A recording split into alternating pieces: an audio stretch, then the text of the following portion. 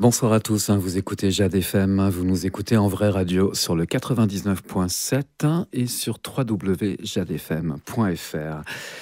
Les rencontres de Jade aujourd'hui, deux invités en plateau et j'ai le plaisir d'y retrouver Catherine, bonjour. Bonjour Jim. Accompagnée de Pierre, bonjour. Bonjour. Catherine Vasseur, Pierre Desmazures. Pour Pornic Histoire, nous allons parler Là, on va plonger en plein dans l'âge de fer, la proto-histoire qui va de moins 800 jusqu'à la fin du 1er siècle de notre ère. Et c'est l'histoire des peuples sans écriture, la proto-histoire. Et on va parler d'une conférence qui a lieu après-demain, le 7 mai, de 19h à 21h. Et c'est monsieur Axel Levillayer que vous allez recevoir. Oui, alors monsieur Levillayer, alors il nous a envoyé des informations sur sa formation. Donc, il a été formé dans l'Ouest, principalement en Bretagne et en Pays de la Loire. Il a travaillé au sein de différentes structures d'archéologie préventive, principalement pour des collectivités territoriales. Et il a fait une thèse de doctorat à l'université de Rennes 1 sur les sociétés de l'âge du fer, donc du 8e au 1er siècle avant notre ère, dans la basse vallée de la Loire et sa périphérie. Il est aussi céramologue, donc c'est un expert en céramique. Il est donc au service archéologie de la Loire-Atlantique depuis ses débuts en 2016. Il a donc principalement étudié, fait l'étude et la modélisation des occupations rurales, les productions céramiques de l'âge de fer et les pratiques funéraires. Il a également travaillé de longue date sur l'archéologie littorale, donc ça nous concerne en plein. Mmh. Et il a rejoint un de ses sujets de recherche, donc c'est la production de sel aux âges des métaux sur notre littoral. Et il a également travaillé, alors une chose que j'ai apprise en regardant sa bio, c'est qu'il a travaillé sur ce qu'on appelle maintenant le Clos du Bocage. Ça s'appelait le fief Clément. Et donc, au moment de la construction, de ce lotissement, il y a eu des fouilles de fait sur cet espace-là. Et là, j'ai vu un article dernièrement, il y aurait eu une découverte au large de la plage de la Joselière. Et monsieur Levillayer, j'imagine qu'il va en parler à sa conférence, par Michel Baconnet, justement. Peut-être d'un site mégalithique, on n'en sait pas encore beaucoup, mais il en parlera certainement lors de sa conférence. Alors, il y a eu pas mal de fouilles et de recherches archéologiques qui ont été faites dans le pays de Ré. À Pornic, donc vous en parliez tout de suite, Catherine, le fief Clément. À Chaumenray également, sur l'oppidum de Vue. À Saint-Philbert-de-Grandlieu, et le dernier en date, à Pau, avec une fouille qui a été réalisée sur plus de 7 hectares. Oui, c'est ce qu'il nous disait, effectivement, oui.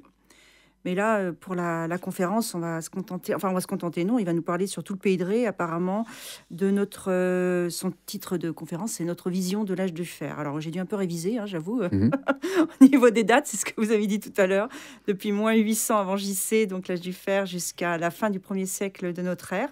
Donc, c'est la fin de la proto-histoire. J'avoue que je ne me souvenais pas de mes cours d'histoire dans ce domaine. Et donc, il va nous parler de ça, des civilisations celtiques, et également, j'en sais pas plus que ça pour l'instant, mais et des sites gaulois, voilà, de la société gauloise à l'époque. Mmh. Et notre territoire est complètement concerné, étant donné qu'il y a eu et qu'on trouve de plus en plus d'ailleurs de traces de ces peuples. Mais justement, oui. Qu'est-ce qu'on peut ajouter à ça, Pierre? À part que Nancy est passée en deuxième division. On en parlait en off, là. Et donc, Catherine nous paiera un pot après. Et donc, mais je remercie Catherine. Et puis, je remercie aussi Jim, parce que c'est un grand professionnel. Chaque fois qu'on fait un enregistrement dans les studios de Jade FM, je suis surpris, parce que Jim a bien préparé l'émission. Et ça, c'est un vrai pro. Donc, alors, un petit rappel pour les auditeurs. Les Celtes, ce ne sont pas les Bretons. Ça, c'est l'image d'Astérix et d'Obélix. Les Celtes ont peuplé toute la partie, sont partis de l'est de la France, même largement à l'est de la France d'ailleurs, et l'ont traversé. Alors, pour Astérix et Obélix, le mot celte, c'est le petit village gaulois, mais pour les historiens, il paraît que après mon certificat d'études, j'ai un peu continué. Donc, les Celtes ont peuplé toute la France, en gros de l'Alsace, non pas à la Lorraine, mais au bout de la pointe ouest bretonne. Voilà, et donc les Bretons sont des Celtes, mais les Lorrains, les habitants de la région parisienne, bref, toute la partie nord de la France à partir de la Loire, ce sont des Celtes. Voilà, ça c'est une première chose. Quant aux peuplades qui se sont installées, on va dire, au sud de Nantes, elles commencent à être connues. Il y a des découvertes qui sont faites. Monsieur Le Villalier est vraiment un spécialiste et je pense qu'il nous fera découvrir, parce que beaucoup de gens que j'ai rencontrés m'ont dit « Ah, c'est très bien, c'est de nous faire une conférence enfin sur cette époque peu connue et sur les fouilles qui ont été réalisées dans la région et qui continuent d'être faites d'ailleurs dans la région. » D'ailleurs, Monsieur Le Villalier, dans le cadre de cette conférence et dans le dossier de presse qui l'accompagne, spécifie que on sera loin des images d'Épinal auxquelles vous faisiez référence, Pierre, mais pour voir véritablement. Donc, j'imagine qu'il y aura des projections. Ah bah oui. Ouais, forcément, pour étayer. J'imagine qu'il y aura des visuels, effectivement, pour des reconstructions. En 3D, ou en 3D, bref, mais des reconstructions de l'habitat gaulois, notamment, de la vie des Gaulois à l'époque. 19h donc, cette conférence. Et sur vos terres, au Val-Saint-Martin, c'est souvent l'endroit où se déroulent les conférences de Pornic Histoire.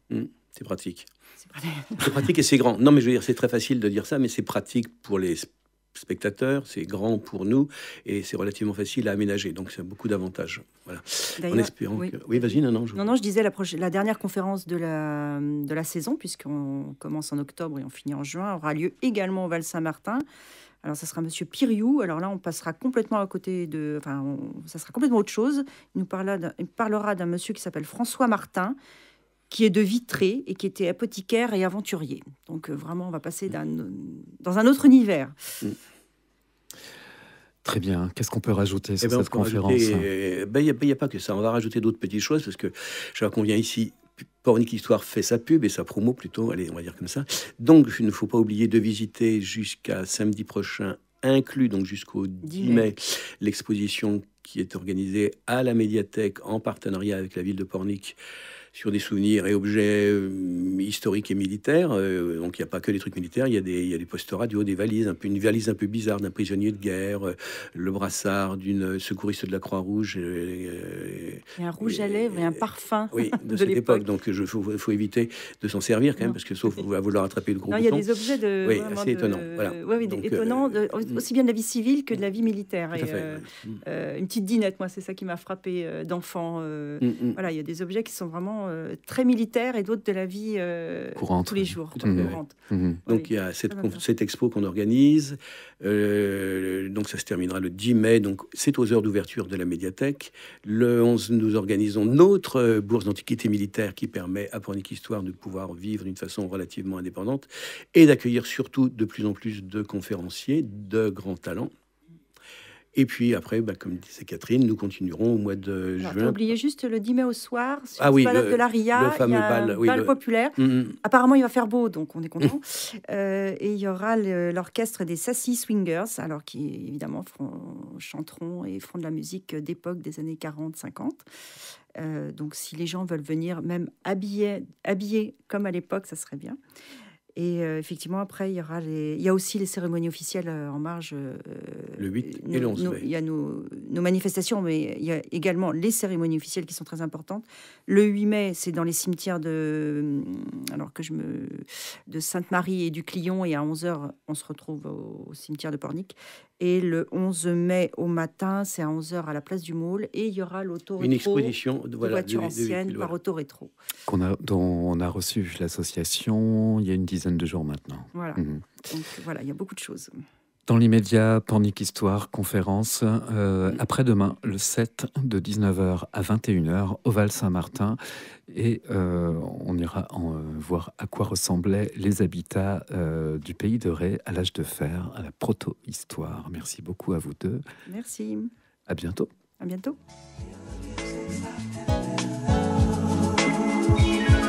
Jade Rencontre, c'est tous les jours à 13h et 19h.